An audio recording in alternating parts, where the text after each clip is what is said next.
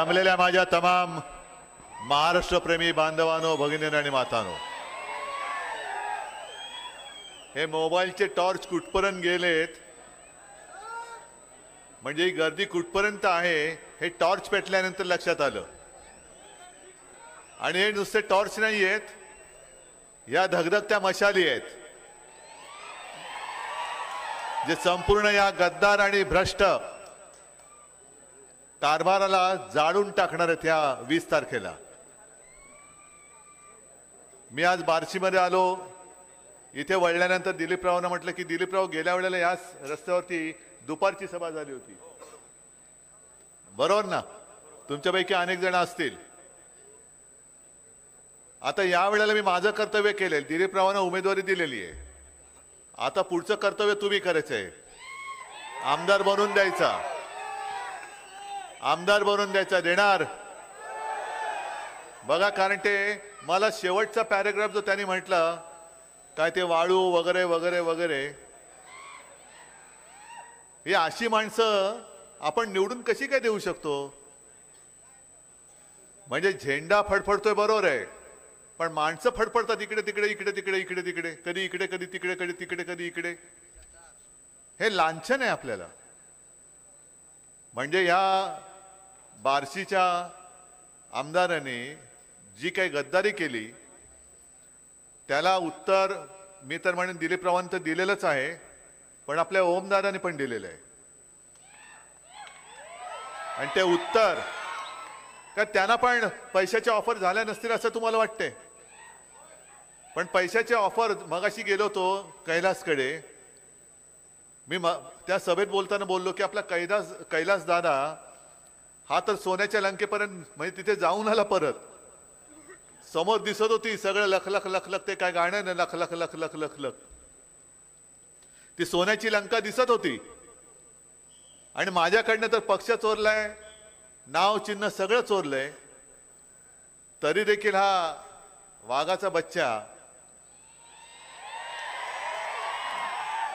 अर्ध्या वाटेतून परत आला. आणि एकटाच म्हणजे एकटाच रस्त्यावरती उतरला. मला फोन करतोय कैलास की मी कुठे आहे मला माहिती नाही, कोणत्या दिशेला चाललोय माहिती नाही, मी या भागात कधी आलेलोच नाही. म्हटलं जरा तुझ्या आजूबाजूला काय दिसतं? मग त्यांनी ते सांगितलं, खाणाखुणा सांगितल्या. म्हटलं एक काम कर, जिथे असशील तिकडे कुठे आत नीट जाऊन बस. आणि मग तिथून त्याला मी घेऊन आलो. मी म्हणजे आपला माणूस पाठवून घेऊन आलो. पण याला धाडस लागतं, याला काळीज लागतं. कारण कैलासला माहिती होतं की समोर सोन्याची लंका जरी दिसत असली तरी ती लंका रावणाची होती. आणि रावणाची लंका या निवडणुकीत तमाम बार्शीकर, तमाम धाराशिवकर आणि संपूर्ण महाराष्ट्र हातात मशाल घेऊन जशी हनुमानाने ती लंका पेटवली होती तशी या रावणांची लंका हे या वेळेला पेटून टाकल्याशिवाय राहणार नाही. कारण कैलासला मी विचारलं, अरे कैलास म्हटलं परत आल्यास पण एवढं मोठं सगळं होतं तुझ्या समोर, माझ्याकडे तर काळोख आहे. तुला काळोख असलं तरी हातात मशाल आहे ना. काळोख काय, काळोख सुद्धा आपण जाळून टाकू शकतो. काळोखात सुद्धा प्रकाश मार्ग दाखवणारी आपली मशाल हातात घेतल्यानंतर तो मला कसलीच पर्वा नाही. आणि म्हणून मला या सगळ्यांचं कौतुक आहे, तुमचं सगळ्यांचं मला कौतुक आहे, अभिमान आहे की गद्दार विकले गेले पण निष्ठावान विकले गेलेले नाहीत. निष्ठा ही विकत जाऊच शकत नाही. मुळामध्ये पूर्ण महाराष्ट्रभर चित्र आहे. आज दिलीपराव, तुम्ही ज्या ज्या गोष्टी सांगितल्या आणि तुम्ही सांगितलं मी प्रयत्न करेन, मी तुम्हाला शब्द देतो, तुम्ही दिलीपरावला निवडून द्या, आपलं महाविकास आघाडीचं सरकार आणा, या सगळ्या गोष्टी मी करून दाखवेन. अगदी वैराग तालुका अहो कधीपासून मागणी आहे. युती सरकार होतं आपलं तेव्हा हे नालायक, तेव्हा त्यांना शिवसेना चालत होती. कारण महाराष्ट्रात कोण ओळखत नव्हतं. बसले आपल्या खांद्यावरती. आपल्याला वाटलं काय भगवा झेंडा हातात आहे, आपल्यासारख्यांचं स्वच्छ मन असेल, आणि फिरवलं महाराष्ट्रामध्ये. जसं मी सांगतो, अनेक ठिकाणी मी जातो तिथे आपल्यासमोर गद्दारच उभे आहेत. गद्दार जुनी निशाणी घेऊन गद्दार उभे राहत आहेत. अरे तुम्हाला लाज वाटायला पाहिजे या गद्दारांना. स्वतःचं कर्तृत्व काही नाही. पक्ष चोरताय, नाव चोरताय, चिन्ह चोरताय, वडील चोरताय. मला त्यांच्या वडिलांची कीव येते की यांना स्वतःच्या वडिलांचं नाव घ्यायला लाज का वाटते. काय वडिलांनी तुमच्या काय पाप केले. तुम्हाला जन्म झाला हा वेगळा भाग आहे, पण जसं मी ठणठणीत माझं नाव सांगतोय की उद्धव बाळासाहेब ठाकरे, आणि मला माहिती आहे की एवढी जनता जमते, ते उद्धव ठाकरेला किंमत नाहीये, उद्धव बाळासाहेब ठाकरे यांना किंमत आहे. आणि जे सगळं वलय आहे हेच तर मोदींच्या आणि शहांच्या पोटात दुखते. घराणेशाही ही माझी घराणेशाही आहे, माझ्या घराण्याची परंपरा आहे, आणि ही माझी वडिलोपार्जित संपत्ती आहे. बघा, ते तुमच्या ईडी, सीबीआय, इन्कम टॅक्स वाल्यांनी मोजताच येणार नाही. आणि हे जे काय वैभव आहे, मोदी साहेब आपण देशाचे पंतप्रधान आहात दुर्दैवाने, पण आपल्याला माणसं पैसे देऊन आणावी लागतात. माझ्याकडे इकडे एक सुद्धा भाड खाऊ आलेलं नाहीये, एक सुद्धा नाही.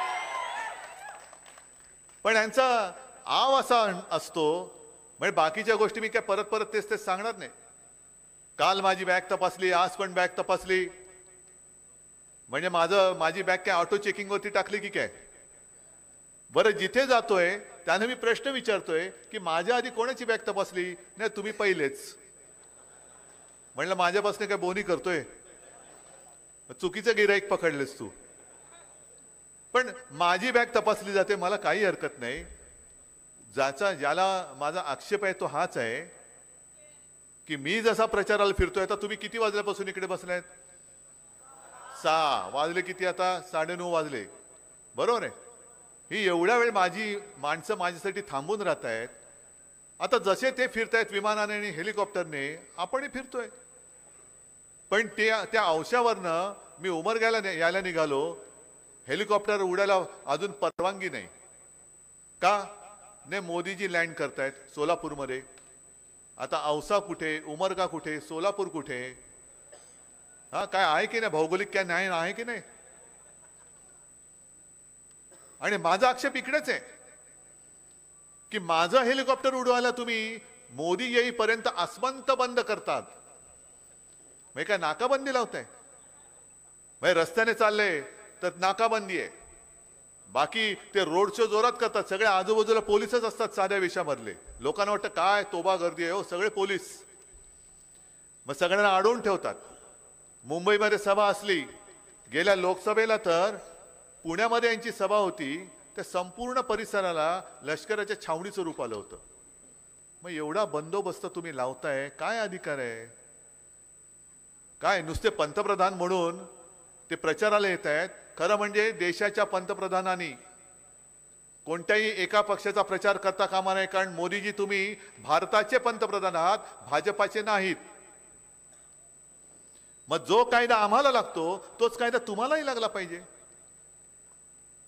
पण आल्यानंतर तुमच्या विषयाचं काहीच बोलत नाही. मी मराठवाड्यात फिरलो, सगळा महाराष्ट्र एक दौरा झाला माझा. आता परत उद्या कोकणात जाणार, आणखीन इकडे तिकडे चाललंय. जेवढे दिवस मिळतात तेवढ्या माझ्या सभा आहेत, रोज 4-4, 5-5 सभा आहेत.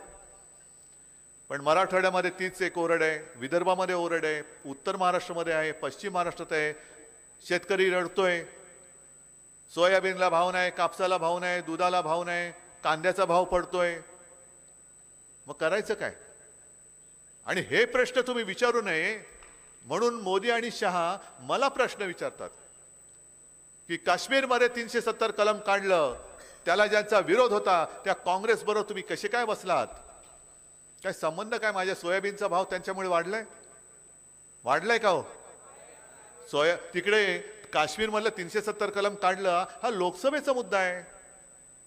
हा काश्मीरसाठी महत्वाचा मुद्दा आहे. आपल्या देशाच्या एकसंधपणा टिकवण्यासाठी, जसं आपण अभिमानाने सांगतो की काश्मीर हा माझ्या देशाचा अविभाज्य भाग आहेच, आणि म्हणून आम्ही तुम्हाला त्यावेळेला पाठिंबा दिला होताच. त्याच्याबद्दल आम्ही शिवसेनेने कधीही विरोध केलेला नव्हता. आज सुद्धा मी उघड पाठिंबा होता हे जाहीरपणाने सांगतोय.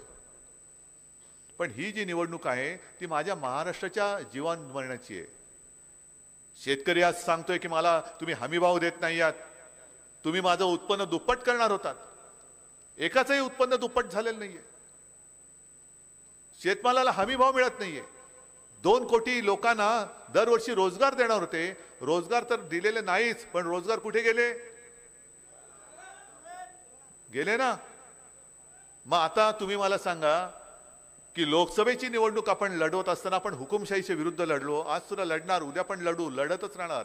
या देशात कोणाची हुकुमशाही आम्ही खपून घेणारच नाही आणि हा शिवरायाचा महाराष्ट्र तर अजिबात खपून घेणार नाही. पण आपण ती निवडणूक लढवताना यांचीच लोक बोलत होते की आम्हाला 400 पार पाहिजे का, तर संविधान बदलायचंय बोलत होते ना. मग तेव्हा यांनी जेव्हा तुम्ही चांगला फटका दिलात तेव्हा हे बोंबलायला लागले की या विरोधी पक्षांनी म्हणजे महाविकास आघाडीनी आणि इंडिया आघाडीनी एक फेक नरेटिव्ह म्हणजे काय की खोटं कथानक तयार केलं आणि म्हणून लोक त्याला बळी पडले म्हणजे फसले. मग संविधान बदल करण्याचं आमचं फेक नरेटिव्ह असेल असं भाजपला वाटत असेल तर उद्योग जे महाराष्ट्रातले आहेत किंवा होते ते गुजरातला जात आहेत, हे फेक नरेटिव्ह आहे की हे फॅक्ट आहे? फॅक्ट म्हणजे सत्य आहे ना. काय गुन्हा केला आपण? आणि आज सुद्धा आपली निवडणूक आली आता 4-5 दिवसावरती. गेल्या 15-1 दिवसापूर्वी महाराष्ट्रातली निवडणूक आहे, असू दे, महाराष्ट्र काय करेल? देईल मत, दिलं तर दिलं, नाही दिलं तर नाही दिलं. आपल्या राज्यामध्ये आपण जो आणू इच्छित होतो विदर्भामध्ये, कारण सगळे भाग महाराष्ट्र हा पूर्ण विकसित झाला पाहिजे म्हणून माझ्या वचननाम्याचं मी ते एक शीर्षकच ठेवले, स्वावलंबी महाराष्ट्र, समर्थ महाराष्ट्र, सामर्थ्यवान महाराष्ट्र. आपण तो टाटा एअरबसचा उद्योग नागपूरमध्ये आणू इच्छित होतो, त्यांना जागा दाखवत होतो, जागा दाखवली होती, गेला कुठे? गुजरात. आणि अगदी आपल्या निवडणुकीच्या तोंडावरती आपल्या जखमेवरती मीठ चढावं अशा पद्धतीने आम्ही तुमचा उद्योग तर आणलाच, पण तुमच्याकडे निवडणूक असताना देखील आम्ही मोठ्या प्रमाणावरती त्याचं उद्घाटन पण करून दाखवलं. काय दिमाखात मोदींनी उद्घाटन केलं? ही तुम्हाला महाराष्ट्रातील लोक म्हणजे काय गांडूळ वाटले की काय? मी प्रत्येक सभेत सांगतोय की महाराष्ट्र हा गांडूळ पैदास करणारा राज्य नाहीये. महाराष्ट्रामध्ये छत्रपती शिवरायांचे मावळे जन्माला येतात. ही गांडुळांची पैदास नाहीये. तुम्ही सगळं काही गुजरातला नेताय. बरं, मी प्रत्येक सभेत मुद्दामून सांगतोय कारण कुठेही मला गुजरात आणि महाराष्ट्र असा वाद नाही करायचा. या बार्शीमध्ये सुद्धा अनेक गुजराती राहत असतील, महाराष्ट्रामध्ये राहतात, त्यांच्यात आणि आपल्यामध्ये कुठेही वाद नाहीये. तो वाद, ती भिंत मोदी आणि शहा बांधतायत. मोदी आणि शहा. बरं, कालांतराने मोदी जातील, शहाही जातील, पण त्यांना कळत नाही की त्यांनी बांधून ठेवलेल्या भिंती या तशाच राहतील. पाडणार कोणत्या? आपल्यामध्ये एक तर हिंदू मुसलमान म्हणून वाद लावायचा. गेल्या वेळेला हे त्यांचेच सगळे शब्द आहेत की मुसलमानांनी आपल्याला मत दिली. अहो, का नाही देणार? कारण त्यांना कळलं तुमचं हिंदुत्व आणि आमचं हिंदुत्व हे वेगळं आहे. तुमचं घर पेटवणारं हिंदुत्व आहे, माझं घरातली चूल पेटवणारं हिंदुत्व आहे. हा फरक कळल्यामुळे मुस्लिम लोक सुद्धा बरोबर आले. मग त्याच्यावरनं मला टोमणे मारायला लागले. काल तिकडे मुंबईमध्ये आपण एक उमेदवार दिलेला आहे, आपला कट्टर शिवसैनिक हरून खान. मग त्याच्या पत्नी पण नगरसेविका होत्या. हा 20, 25, 30 वर्ष आपला शिवसैनिक आहे, उत्तम मराठी बोलतो, शिवसैनिकासारखा वागतो, आणि त्याला उमेदवारी दिली तर देवेंद्र फडणवीस तिकडे जाऊन काय बोलतायत? हे वोट जिहाद करतायत, वोट जिहाद. आणि म्हणून तुम्ही यांच्या विरुद्ध मताचं धर्मयुद्ध करा असं ते मला ते सांगतायत.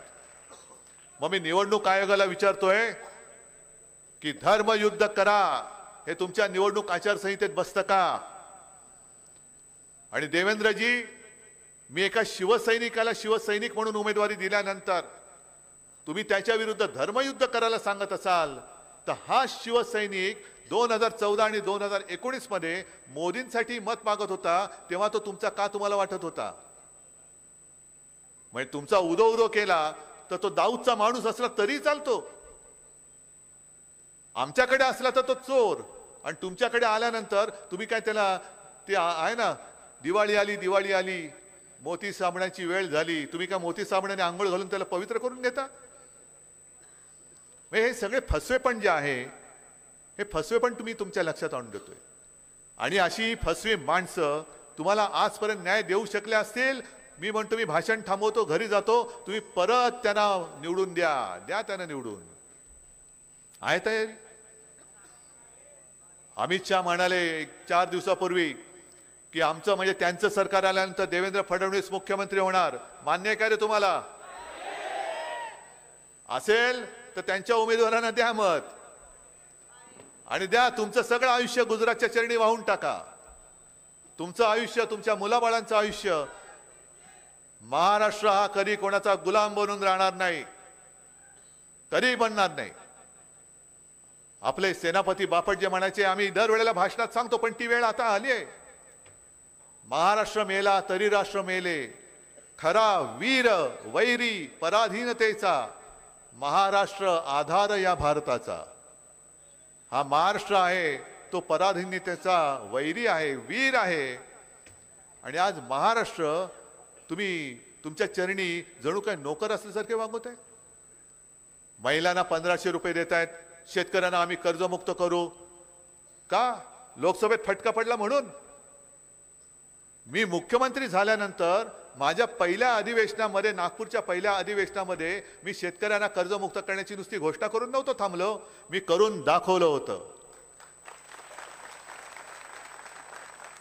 तुम्हाला मिळाली होती की नव्हती कर्जमुक्ती? तुम्हाला तेव्हा सोयाबीनला भाव होता नव्हता, कापसाला होता, दुधाला होता, जे जे काय तुम्ही पिकवताय त्याला तुम्हाला भाव मिळत होता की नव्हता? मग आता जी काय परिस्थिती आहे, सोयाबीन तुम्ही फिरा ना इकडे, किती काय शेतकरी आलेत का रे? सोयाबीनचे आलेत ना.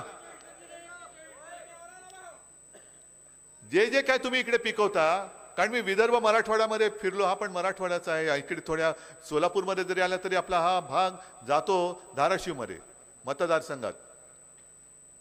पण ते सगळे शेतकरी मला सांगतात की तुमच्या वेळेला आम्हाला सोयाबीनला 10,000च्या वरती भाव होता, कापसाला भाव होता. आता सगळं पडत चाललेलं आहे. आणि जीएसटी एवढी आपलं सगळं पिळून टाकते, आयुष्य नासवून टाकते की सकाळी उठल्यानंतर आपण ब्रशिंग करतो, ब्रश घेतला त्या ब्रशला जीएसटी लागलेली असते, ब्रशवरती पेस्ट पिळली त्या पेस्टला जीएसटी आहे, चूळ भरून चहा घेतला चहावरती जीएसटी आहे, आंघोळीला गेलो साबणावरती जीएसटी, कपडे घातले कपड्यावरती जीएसटी, ब्रेकफास्ट केला त्याच्यावरती जीएसटी, हॉटेलमध्ये गेलो त्याच्यावरती जीएसटी, शेतकऱ्यांच्या अवजारावरती जीएसटी आहे की नाही, खतावरती आहे की नाही, कीटकनाशकावरती आहे की नाही, त्याच्यानंतर तुमची जी काय अवजार असतील त्याच्यावरती जीएसटी आहे की नाही. मग जीएसटी काय तुम्हाला सोडत नाही. तुम्ही उठल्यापासून झोपेपर्यंत जीएसटी आहे. म्हणून या निवडणुकीत काय करा, जीएसटी दिसेल त्याच्यात ते सरकार बसवा आणि तिला गुवाहाटीला पाठवून द्या आणि सांगा याला म्हणतात जीएसटी आली तिच्यात तुम्हाला बसवतो आणि देतो पाठवून. काय झाडं, काय डोंगर. मी काल परवाकडेच तिकडे होतो आणि त्यांना तिथल्या मतदारांना तुफान गर्दी होती. मतदारांना मी सांगितलं की म्हटलं एकच तिकीट पाहिजे गुवाहाटीचं. यांना तिथले डोंगर दिसत आहेत, पण या गद्दारांना रायगडावरचं टकमक टोक आता दाखवायचं आपल्याला. रायगडावरचं टकमक टोक जे महाराजांचं शासन होतं, गद्दाराला जे शासन करायचे ते यांना राजकारणामध्ये आपल्याला करून दाखवायचे. आणि म्हणूनच आपण जी काही वचनं देतो आहोत, एक तर शेतकऱ्यांना आपण परत कर्जमुक्त करणार आहोत. मी ही वचनं मुद्दामून सांगतोय. महिलांना फक्त 1500 नाही तर 3000 करणार आहोत. महिलांना सुरक्षेसाठी स्वतंत्र महिला पोलीस स्टेशन्स आपण करणार आहोत. 5 जीवनावश्यक वस्तूंचे भाव शेतकऱ्याचं नुकसान होऊ न देता आपण स्थिर ठेवून दाखवणार आहोत. दिलीपराव तुम्ही सोबत होतात आणि आपलं सरकार होतं तेव्हा आपण हे करून दाखवलं होतं. मनोहर जोशी मुख्यमंत्री असताना 5 जीवनावश्यक वस्तूंचे भाव स्थिर ठेवून दाखवले होते. मुलींना मोफत शिक्षण दिलं जातं तसं मी माझ्या महाराष्ट्रामध्ये जन्मलेल्या मुलांना सुद्धा मोफत शिक्षण देऊन दाखवणार आहे. कारण ह्या काही गोष्टी म्हणजे तुम्ही तर जगता आहात आणि तुमच्या आयुष्याच्या ज्या बातम्या आमच्यापर्यंत पोहोचतायत ह्या नुसत्या बघून मी सोडून नाही देत. मी कालच्या सभेत सांगितलं तेच तुम्हाला आज परत सांगतोय की टीव्ही चॅनलवरती अनेक बातम्या येत असतात. काल मी सहज एक बघितलं, राजदीप सरदेसाई यांनी एका शेतकऱ्याच्या ते घरी गेले अमरावतीमध्ये. दुर्दैव असं की त्या शेतकऱ्याने आत्महत्या केलेली. त्या आत्महत्या झालेल्या शेतकऱ्याच्या घरात राजदीप सरदेसाई गेले. त्याची विधवा पत्नी बसलेली, 2 तरणीवाण मुलं. आणि मग तो त्यांना विचारत होता, तुमचं नाव काय, कितीचं कर्ज होतं? 1,00,000 सव्वा लाखाचं कर्ज असेल. मग दोन्ही मुलांना विचारलं, तू काय करतोस, काय शिकतोस? तो मी शिक्षण सोडून दिलं आता. कारण शाळेची फी कशी भरायची, शिक्षण घेणार कसं? शिक्षण घेण्याची इच्छा आहे पण घेऊ शकत नाही, कारण डोंगरासारखं कर्ज आहे. ते कर्ज फेटलं जात नाही, म्हणून शिक्षण घेऊ शकत नाही. अनेक मुलांची लग्न होत नाही, कोणी मुली द्यायला तयार नाहीत. आणि मग त्यांनी त्याला विचारलं, त्या मुलाला, अरे तू शेती करणार का? तो मी शेती अजिबात करणार नाही, हमाली करेन पण शेती करणार नाही.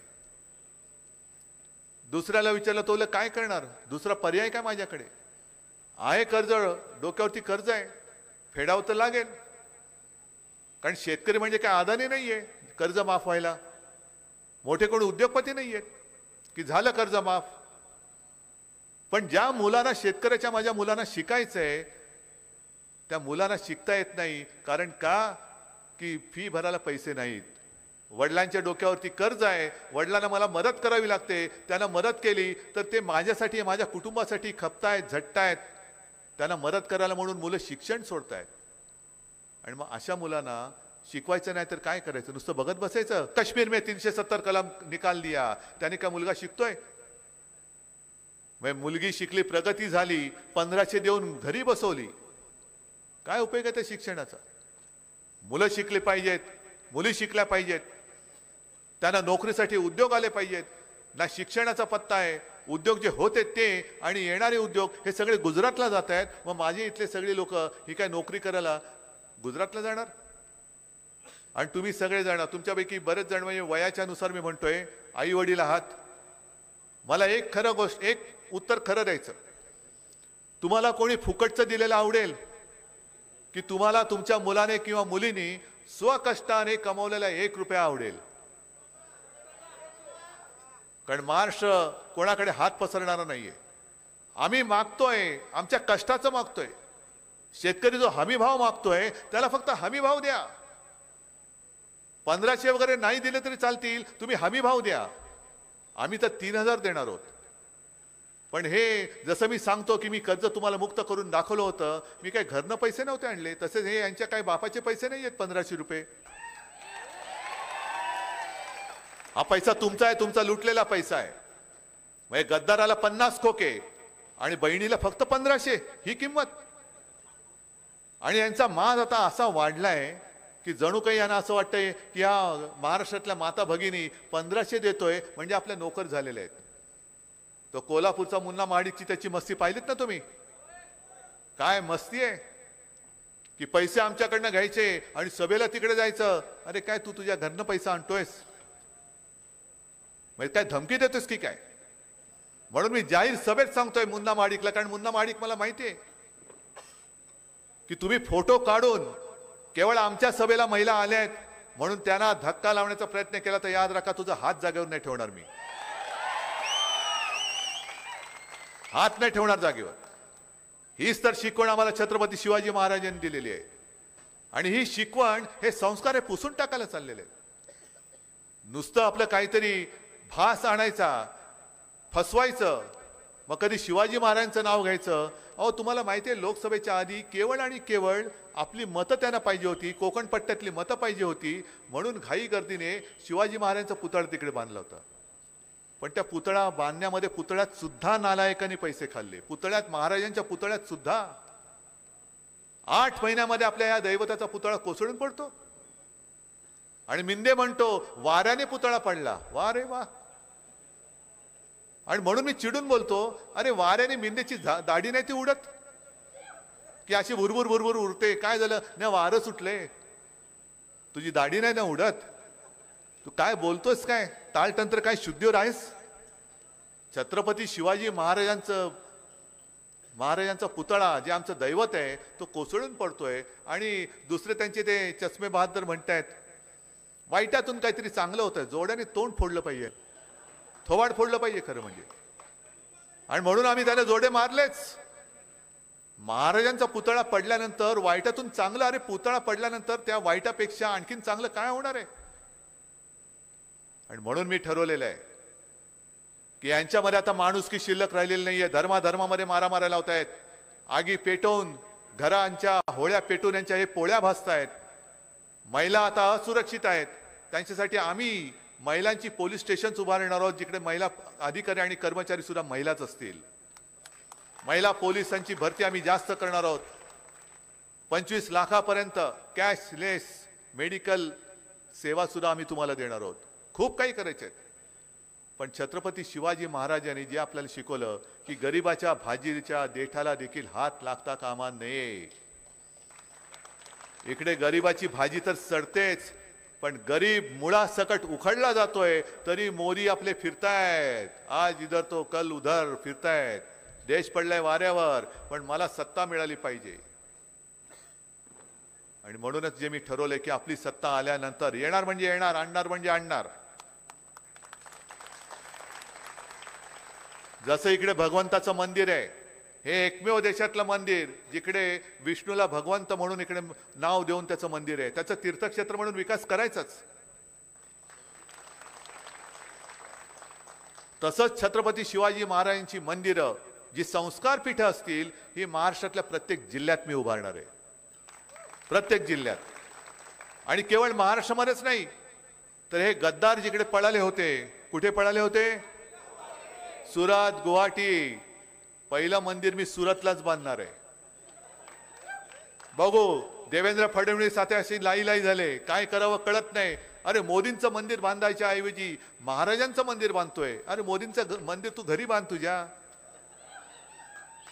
तर थाळी वाजव, गो करोना गो, वाजवा थाळ्या, मारा कोलांट्या उड्या मारा, बेडूक उड्या मारा. त्यावेळेला तुम्ही म्हणजे हे कोणी नव्हते, भाजपवाले कोणी नव्हते. महाराष्ट्र वाचवला ते या माझ्या सगळ्या महाराष्ट्रातल्या माता भगिनी आणि जनतेने महाराष्ट्र वाचवलेला आहे. आणि तेव्हा माझ्यावरती टीका झाली होती, आजही टीका करतात, हे फक्त यांच्या कुटुंबापुरतेच आहेत. हो आहेच, हेच माझं कुटुंब आहे.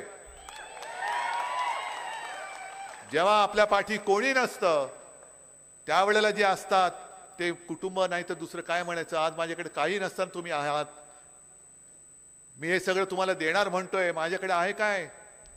ना पक्ष, ना चिन्ह, ना काही. सत्ता तर नाहीच आहे, तरी सुद्धा तुमचा माझ्यावरती विश्वास आहे. मोदीजी, हे भाग्य तुमच्या नशिबात नाही, त्याला मी काही करू शकत नाही. आणि याच्यावरती तुम्ही जर का घराणेशाही म्हणून आरोप करणार असाल तर तो मला मंजूर आहे. ही माझी घराणेशाही आहे, ही माझी घराण्याची परंपरा आहे आणि ही माझी वडिलोपार्जित संपत्ती आहे. ही माझी वडिलोपार्जित संपत्ती, हे माझं भांडवल आहे. दिलीपराव जिथे जातोय कशाला? ओम, दादा तुला पण माहिती आहे, निवडणूक लढवताना समोरून पैशाचा धबधबा पडतो. अतिवृष्टी, पूर येतो, पैशाचा पूर. पण मला त्याची चिंता नाही, कारण माझी संपत्ती ही इकडे आहे. आणि हे तुम्ही विकत जाणारे नाही आहेत. ह्यातले तुम्ही कोणी सुद्धा विकत घेऊ शकत नाही आहात. कारण जर का विकले जाणारे तुम्ही असता तर तुम्ही आज रात्री एवढ्या माझ्या सभेला जमलातच नसता. बरं, आपलं काय मिंद्याच्या सारखं आहे का की काहीतरी भाड्याने लोक आणलेत? बिर्याणी ठेवले, म्हणजे बिर्याणी ठेवले, सगळं ठेवलंय आणि आपलं आणि म्हणून कशाला कणून बोलतो तू? भाई, यांना स्वतःची माणसं नाहीत. पक्ष चोरावं लागतं, चिन्ह चोरावं लागतं, माणसं भाड्याने आणावी लागतात. इकडे एक सुद्धा भाडकाऊ नाहीये, सगळी जिवंत माणसं आहेत, ओरिजिनल. ही खरी शिवसेना. अमित शहा जे बोलले ना नकली सेना, मी त्यांना बेअकली म्हणतो. त्यांना म्हणा येऊन बघा काय शिवसेना आहे. आता फक्त एकच काम करायचं. दिलीपराव तर आहेतच, हातात मशाल आहेच. या परिसरामध्ये जिथे जिथे मशाल आहे तिकडे मशाल, हात आहे तिकडे हात, आणि तुतारी फुकणारा मावळा असेल तिकडे तुतारी. याच्याशिवाय चौथं चिन्ह नाही. ठरलं? नक्की. आता मी तुम्हाला एवढी वचनं दिलेली आहेत, तुम्ही मला एक वचन देताय? ठीक आहे, मग सगळ्यांना मी धन्यवाद देतो, शुभेच्छा देतो आणि फक्त एकच विनंती करतोय की महाराष्ट्राला विकू देऊ नका. महाराष्ट्र विकला जाणार नाही याची खात्री करा. आणि भाजपची जी घोषणा आहे की महाराष्ट्राबद्दल लुटेंगे और दोस्तों को बांटेंगे, आम्ही झुकणार नाही, विकणार नाही, तुटेंगे नाही, बिकेंगे नाही आणि यांना गुडघ्यावर आणल्याशिवाय राहणार नाही, ही एकच प्रतिज्ञा करा. आणि आपण सगळेजण शिवसेना प्रमुखांची, मी आहे बाळासाहेबांची मशाल, मी जाणणार यांचा भ्रष्ट कारभार, ही शपथ घेऊन मैदानात उतरा. धन्यवाद. जय हिंद, जय महाराष्ट्र. धन्यवाद साहेब.